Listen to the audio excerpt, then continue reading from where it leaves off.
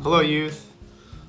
Hopefully you guys are doing well this week. I hope you are staying hydrated. It is hotter than sin outside. And I do not function well after the 80-degree mark. So stay cool, stay hydrated. This is your midweek encouragement. We're going to continue in our conversation in the book of Proverbs. We're going to continue in Proverbs chapter 1. If you want to follow along, you may, but I will read. We're going to be in Proverbs chapter 1, starting in verse 10. It says, "My son, if sinners entice you, do not consent. If they say, 'Come with us, let us lie in wait for blood. Let us ambush the innocent without reason. Like Sheol, let us swallow them alive, and whole like those who go down to the pit. We shall find all precious goods, and shall fill our houses with plunder. Throw in your lot among us, and we will have one purse. My son, do not walk in the way with them. Hold back your foot from their paths. For their feet run to do evil, and they make haste to shed blood. For in vain is a net spread in the sight of any bird. But these men lie in wait for their own blood. They set an ambush for their own lives. Such are the ways of everyone who is greedy for unjust gain. It takes away the life of its possessors." So, Proverbs 1, starting in verse 10. Last week we talked about the instruction and the wise instruction of a parent. And this week is in contrast to the wise counsel and instruction of a parent stands the enticement of what I would call the sinner or the evil one. And, you know, there's this idea and there's this concept in our culture that there are no such thing as bad people. There are just bad things that people do. And while I understand the sentiment and I understand where people are coming from when they say that, I think that idea does not do well to deal with the idea of sin and how impactful sin is on every person's life. And so we might say that there are sinful people. Maybe that is a better way for us to use that. And so this bit in Proverbs is called the enticement of sinners. And remember, this is a wise older person kind of instructing their child about the way of wisdom, the wisdom of God. And in this one, he says, if a sinner or a person who is enticing you to do evil, first thing they say is, don't do it.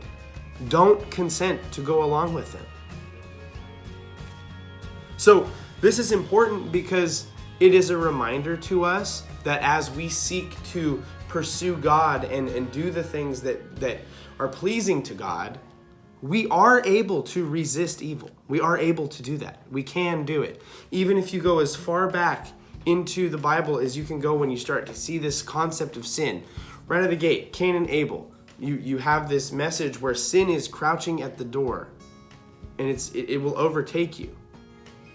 But turn from it, don't do it. And so we have the ability to resist doing evil. And then from here, the wise one goes on to give us instruction and give us counsel about what this type of enticement looks like. And I'm not going to say that every single time somebody offers these things, it is sin. But often if they are offering these things as a way to, as we'll see in the end, get some sort of quick or unjust gain, it is sin and it should be avoided. So the first thing is they will offer you power or pleasure. They'll say, join us and be on the winning side. Do what is easy, join us. And it almost sounds like a bad movie. But there are people who are actually like this. Think of those who have made themselves exceptionally wealthy at the cost of maybe the people who have made them exceptionally wealthy. They offer you power and pleasure. They offer you riches and wealth. They'll say, we have everything you'll ever need. What else could you possibly ever need? The enticement of sinners. They claim to be on your side. This is good for you. This is what you want. But when they do that, they take advantage of who you are. This is in verse 14. I want you to catch this. Throw in your lot among us. Join us. We'll have one purse. We'll have everything in common. We'll share everything. But what seems to happen when you take the enticement of sinners is that common held thing gets tapped into less by you and more by them. And he says, do not walk in the way with them. Hold back your foot from their paths, for their feet run to do evil and they make haste to shed blood. They look for the wrong thing to do because it is easier to do it.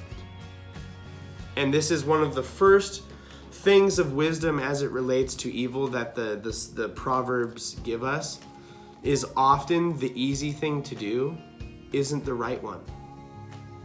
Often the wise and the thing that is most going to honor God, often it is the more difficult thing to do. And then the author gives us a lesson from birds. So one of the things we're going to find is the Proverbs use animals to teach us lessons often. And this one is lesson from birds.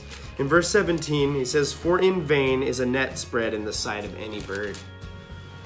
He says, if you have a guy who's trying to trap a bunch of birds, you got a bunch of birds sitting over here, and you're like, man, I want to trap them birds. And you lay a big trap out, and the birds are all sitting there like, what's that guy doing with that trap?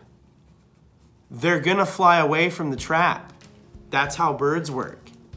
And so he's saying that you have these birds, and the birds get it, but these people are literally setting a trap for this innocent person. That's to get this unjust gain from. And the innocent person, possibly the wise person, sees this and they're like, I want nothing to do with that. I'm going to flee with it. And then the Proverbs say that person actually falls into their own trap. It says, these men lie in wait for their own blood. They set an ambush for their own lives. And then it says, such are the ways of everyone who is greedy for unjust gain, because it takes away the life of its possessors. So you have these people who they just have to get they just have to get it, and they need it now, and they need it, and they'll cheat, and they'll swindle, and they will lie to, and they will do whatever it takes to get what they want now. But the Proverbs say that greedy, unjust gain, it comes at the cost of that person's life or their humanity, who they are. And so I would challenge you to think about whether it's in your friendships or maybe it's in your work relationships, as you navigate your life and hopefully seek to live out the wisdom of the Proverbs in your lives, look for these type people.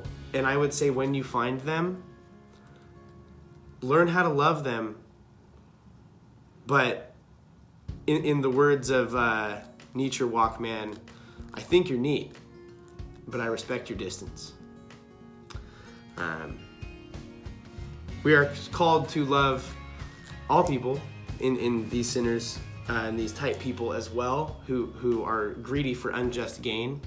But that does not mean that we should not be cautious in the influence that we maybe are going to allow them to speak into us.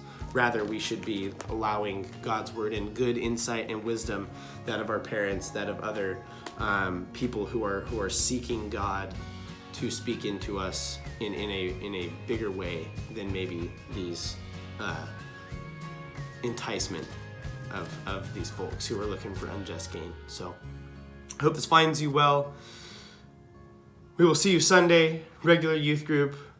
Enjoy the sun, stay hydrated, love you guys, and we'll see you soon.